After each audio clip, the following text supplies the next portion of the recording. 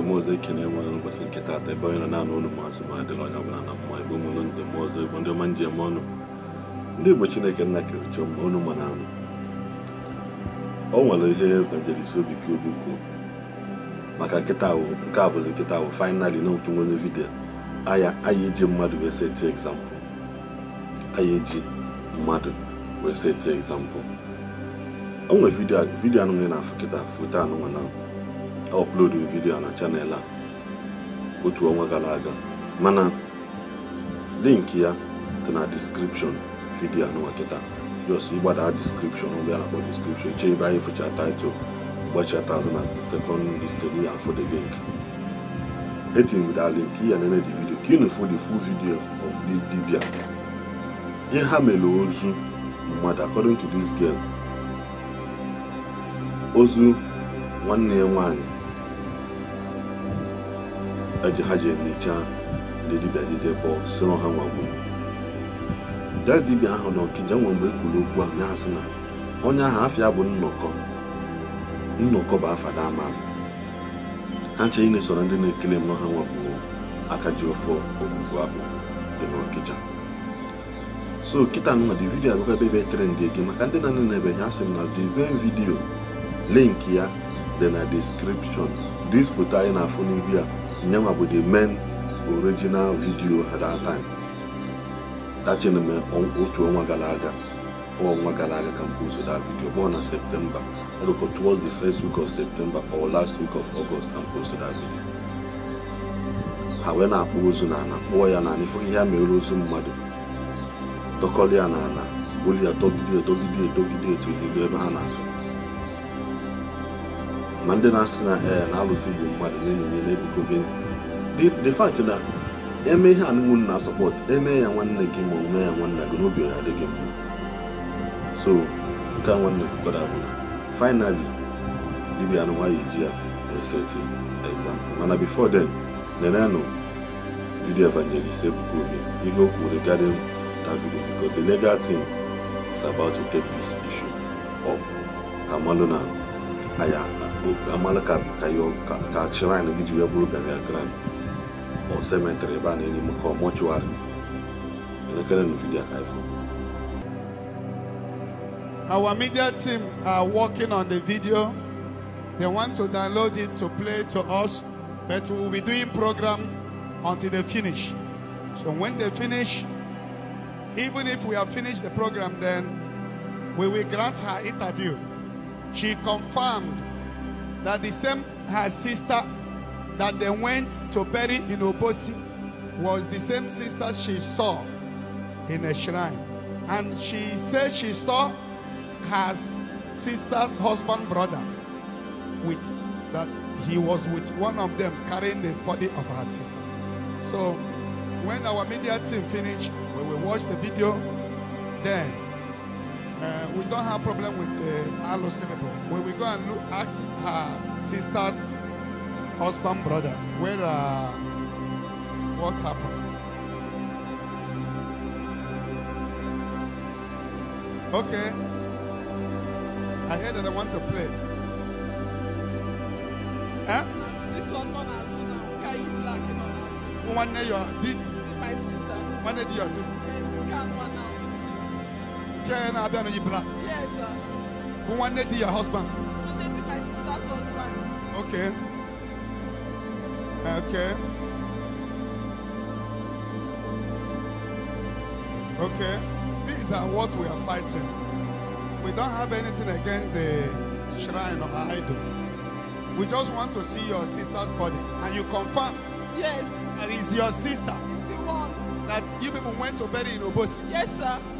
Without knowing that the same person. Just look at the way they are dragging now. Look at the way they are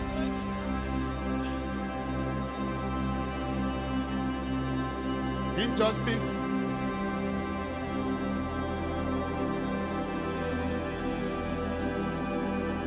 Injustice is bad. This is terrible. Huh? This is terrible. This is terrible. This is terrible. This thing must stop. Where are those that want this to stop? Lift your hand and shout, it must stop. It must stop. This is the abomination. This is kind of thing we watch in our society.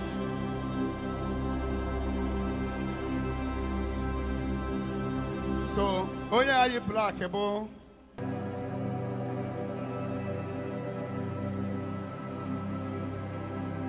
Yeah, balo. Because I will put here on our program.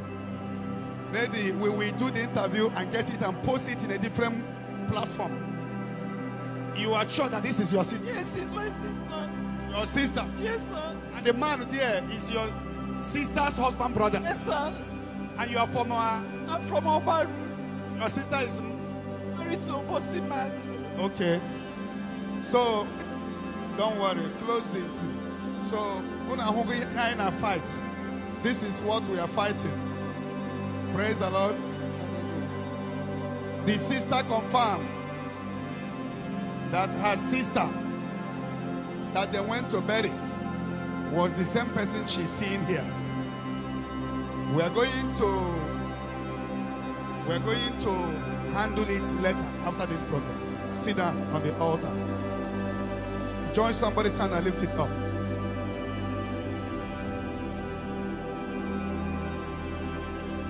Arrow.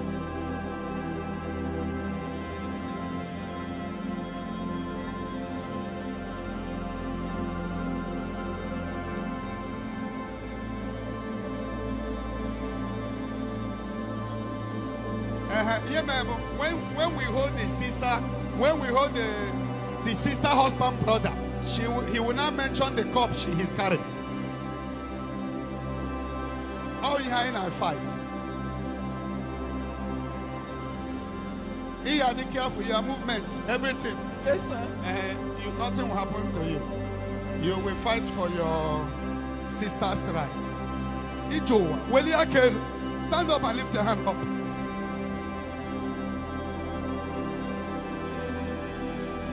Ijowa. As long as you make sure, you make sure you go. And I do.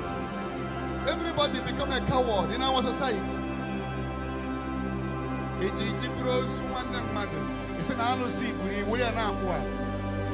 this 21st century,